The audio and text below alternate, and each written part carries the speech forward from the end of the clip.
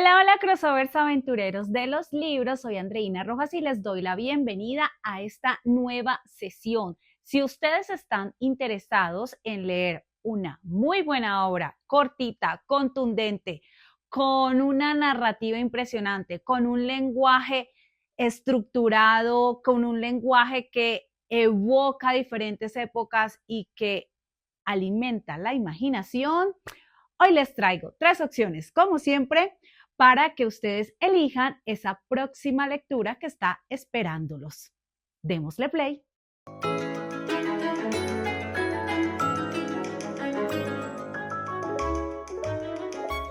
Arrancamos en el track número 1 con una de las obras más conocidas de Gabriel García Márquez y de las que a mi parecer es de las más entrañables. El coronel no tiene quien le escriba.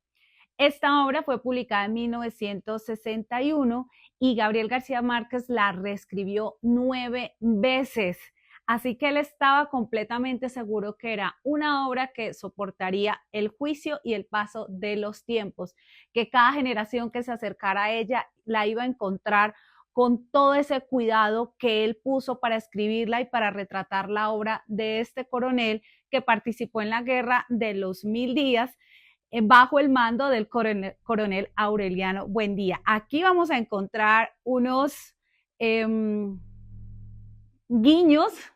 a la obra cumbre de Gabriel García Márquez, Cien años de soledad. Aquí se menciona tanto al coronel Aureliano Buendía como a Macondo. Y en esta historia, este coronel ha pasado 15 años esperando que llegue su pensión por los servicios prestados a la patria durante este tiempo de guerra. Él vive con su mujer, su hijo ya ha fallecido, su mujer está enferma, padece una grave asma y en la primera línea de esta obra ya nos dice cuál es la situación económica en la que está este coronel y su esposa cuando hace referencia a que raspa prácticamente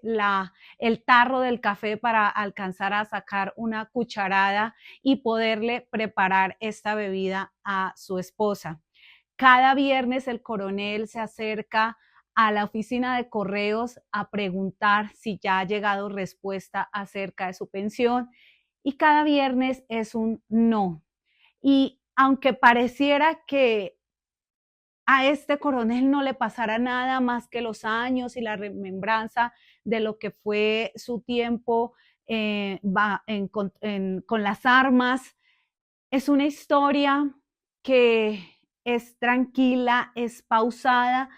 pero que precisamente esa forma en que Gabriel García Márquez la estructuró hace que uno sienta la paciencia que tiene que tener este hombre para estar preguntando cada viernes si aquel beneficio por el que él ya debía de haber recibido finalmente va a llegar para que él y su esposa puedan vivir decentemente. Y en este pueblo con unos personajes como el médico, como el abogado, como los amigos de su hijo, como ese gallo que entra a formar una parte importante de esta narración, porque es en este animal donde el coronel comienza a colocar sus esperanzas de conseguir dinero, de poder alimentar mejor a su esposa, de poder pagarle la cuenta médica al médico que lo asiste y nos va mostrando una atmósfera de estos pueblos que quedan como suspendidos en el tiempo. Y uno pensaría que esta historia remite a estos años de principios del siglo XX y no, uno puede encontrar muy seguramente en otras latitudes pueblos alejados del gobierno central, personas que han servido a su país en diferentes profesiones y con diferentes ocupaciones y que están a la espera de en su vejez tener un soporte económico para llevar una vida digna en los años que les queden de existencia. Y entonces nos va mostrando una narración que es enternecedora por esa forma casi que podríamos decir como positiva, como de no dejarse desfallecer que tiene el coronel, y por el otro lado, en esta balanza de personajes tiene a su esposa, que es mucho más irónica con la relación, que trata de abrirle los ojos, que se den cuenta que están casi que en una miseria, que le pide incluso que ponga a calentar la olla, así sea con piedras, para que los vecinos no se den cuenta que está pasando hambre. Pero el coronel sigue aferrado a su dignidad del rango que alcanzó, de la ocupación que tuvo en el ejército, pero no es tanto un tema como de ego, como que yo fui este coronel y yo serví, sino él lo ve desde el punto de vista de la justicia, de lo que yo presté un servicio y merezco una retribución por ese servicio. Él no está pidiendo nada que ya no se haya ganado, y por eso vemos cómo pasa y pasa el tiempo y él tiene como esta rutina de ir, de preguntar, de volver a su casa, de hablarse con estos personajes del pueblo. Es una soledad de querer como simplemente recibir eso que él construyó por su país, que él ayudó a construir por su país. Y por eso creo que es una historia realmente, lo decía anteriormente, es una historia enternecedora. El gallo es un foco de atención en la historia, como ese personaje que va a dar esperanza. La esposa es el polo a tierra del coronel. El coronel sigue con esa ilusión de recibir finalmente su pensión. Está el comerciante, el político, la persona que le dice, venga, véndame el gallo que yo le ayudo para que usted pueda tener algo de comida. Pero entonces todas esas relaciones también que se forman en los pueblos o incluso en las ciudades, pero esos personajes arquetípicos de las sociedades que nos van mostrando el universo que ya Gabriel García Márquez estaba construyendo y que lo haría pues tan famoso con Macondo y con 100 años de soledad. Pero aquí en El coronel no tiene quien le escriba, hay un cuidado, insisto, del lenguaje. Es una historia corta, con un final, con una palabra en específico que la hace memorable, y es una historia a la que nos podemos acercar también si aún no somos muy expertos en la obra de Gabo, por su contundencia, por la calidad literaria, por la economía de las palabras incluso, donde él utiliza cada frase que sea específica para mantener la atmósfera y mantener la atención pausada del lector para que se alinee con los sentimientos y la vida cotidiana de este coronel. Así que en el track 1, mi recomendación es El coronel no tiene quien le escriba, de Gabriel García Márquez. Y si consiguen esta edición, se las recomiendo porque tiene unas ilustraciones muy bonitas hechas por Luisa Rivera. Ya en otras ocasiones se han dado cuenta que me gustan los libros con ilustraciones, pero creo que les dan un plus que los hace bastante atractivos. Así que El coronel no tiene quien le escriba. Y en el segundo track les traigo Novela de ajedrez de Stefan Zweig. Esta historia corta, cortita, lo mantiene a uno en expectación constante para saber qué va a pasar con el doctor B, el protagonista de esta, la última novela del autor austriaco. Y en esta historia hay varios elementos a tener en cuenta. Por una parte es la composición de los dos personajes que se van a enfrentar en unas partidas de ajedrez durante un viaje por barco desde Nueva York a Buenos Aires. Y aquí por un lado tenemos al campeón mundial de ajedrez, un hombre que se llama Centovic, espero pronunciarlo bien, y es un hombre que nos va a mostrar lo que hoy en día llamaríamos es poseedor de esas inteligencias diferentes, porque para la época de la novela es considerado un bruto ignorante en todo lo referente al mundo externo que no tenga que ver con el ajedrez. Este hombre aprendió ajedrez gracias a ver, observar al padre, al sacerdote que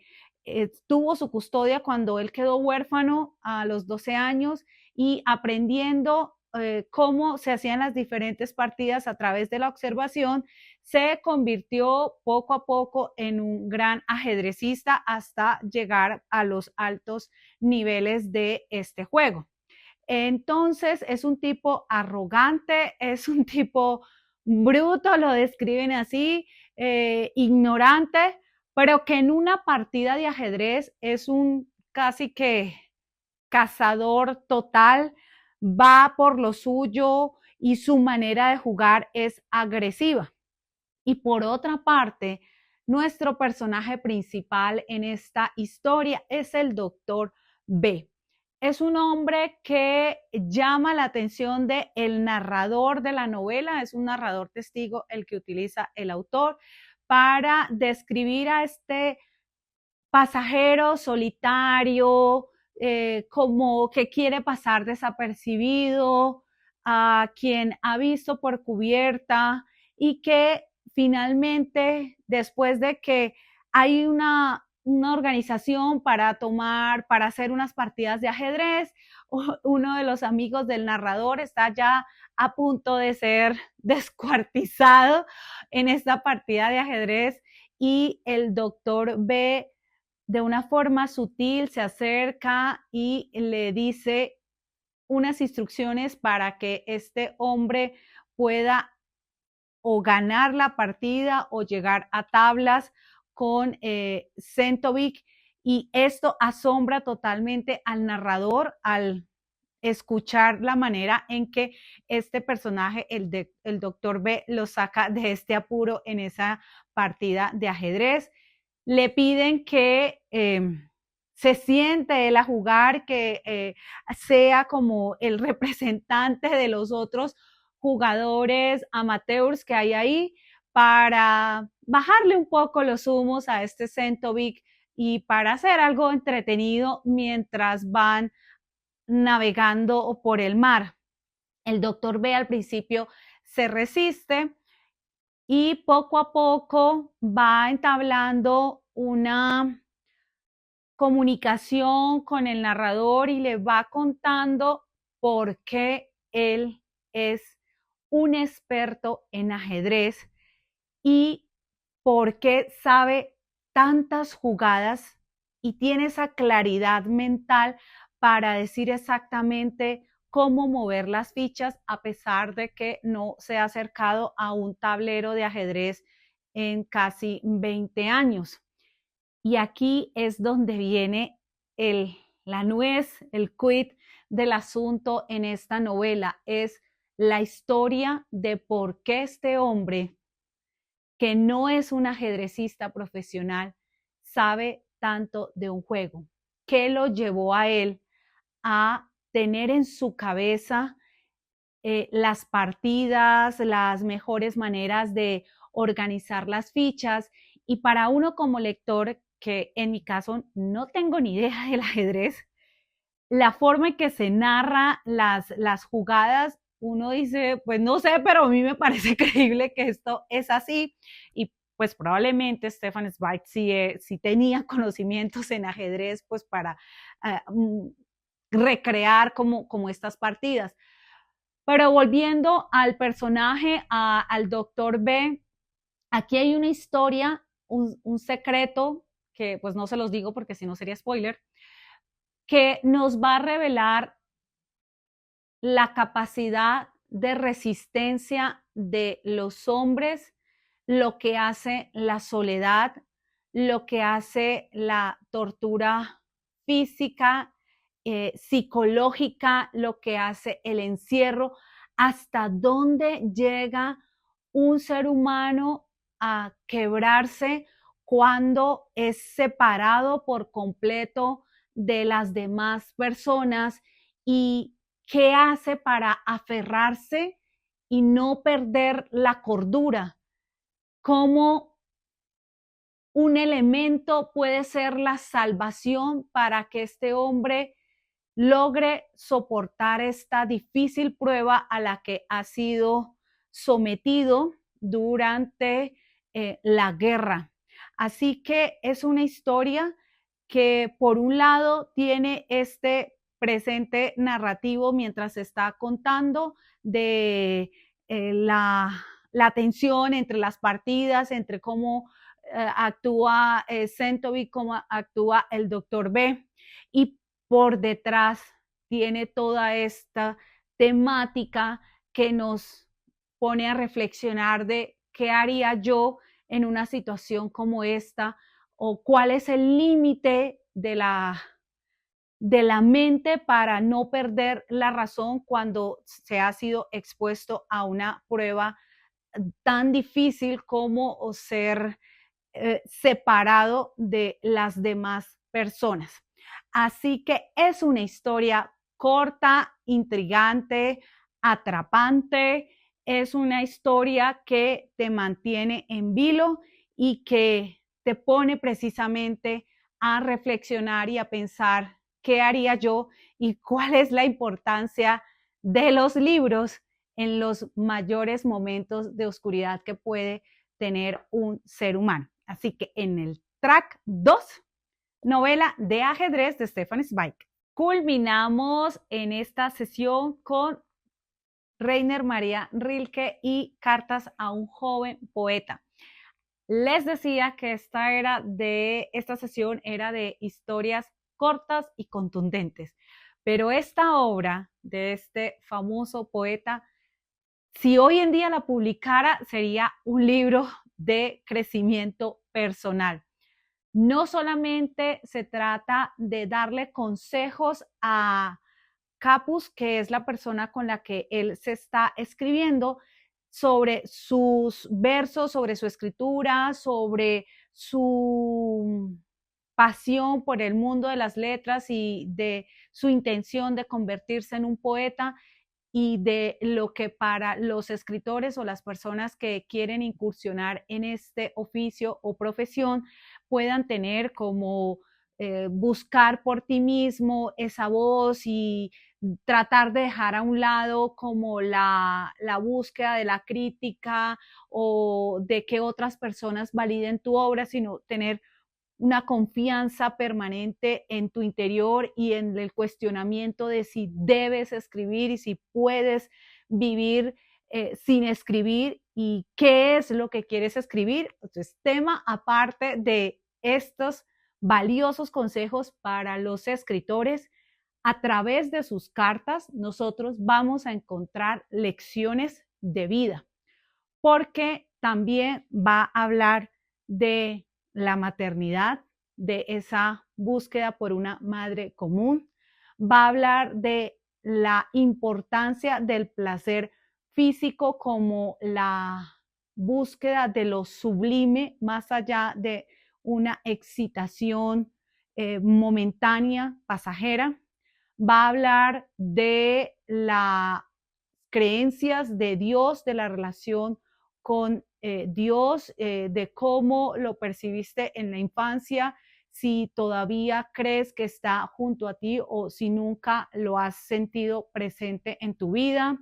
Va a hablar incluso de Roma y de esa idealización por la arquitectura de esta ciudad. Va a hablar de la paciencia necesaria para que todo proceso en la vida vaya poco a poco sin desfallecer. Habla también de los instantes y momentos que son decisivos y cruciales en la vida de una persona y de cómo las decisiones que se tomen en ese momento van a orientar el destino que está en uno mismo y no que es algo externo. Son 10 cartas cortas, unas más que otras, pero que a la final lo que dejan en el lector que se acerca a esta obra es un paso a paso o diríamos hoy en día en el mundo de los libros de crecimiento y desarrollo personal, un manual para alcanzar tus objetivos. Es obviamente con esta forma particular de las cartas en el estilo de epistolar y poder darle en ese primer momento a la persona con la que se está escribiendo estos consejos, pero que son aplicables porque hace referencia a la soledad, al proceso de crecimiento personal, a la maduración, al amor, de lo que hoy llamaríamos lo que es un amor sano, cuando tú primero te construyes a ti mismo, cuando primero cuidas de ti y luego sí te unes a otra persona. Es una historia es unas cartas que va precisamente al corazón y a la mente de cada lector. Y en el momento en que uno se acerque a esta obra, va a encontrar valiosos consejos, miradas lúcidas sobre la existencia en un formato que es muy agradable porque uno lo siente como si le estuvieran hablando directamente a uno. Así que se los recomiendo. Y en el tercer track, Cartas a un joven poeta de Rainer Maria Rilke. Dejemos que los libros nos hablen a través de la sabiduría y la contundencia de las palabras de estas obras.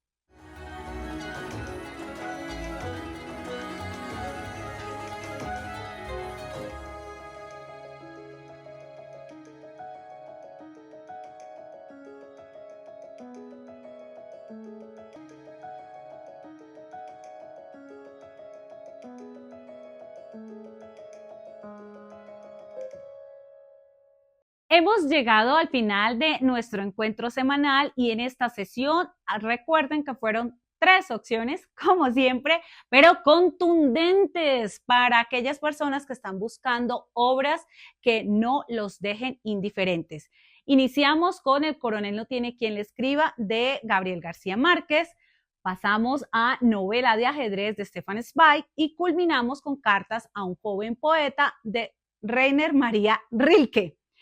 3 opciones para que encuentres ese libro que seguramente está esperando por ti. Así que recuerda, como decía Jorge Luis Borges, leer es una clase de felicidad y les prometo que en estas opciones que les traje hoy seguro se cumple. Así que no es más por esta ocasión. Recuerden dejarme sus comentarios, darle like, compartir. De esta manera puedo construir con ustedes esta comunidad, saber si este proyecto les está trayendo opciones que son atractivas y cómo mejorar cada vez.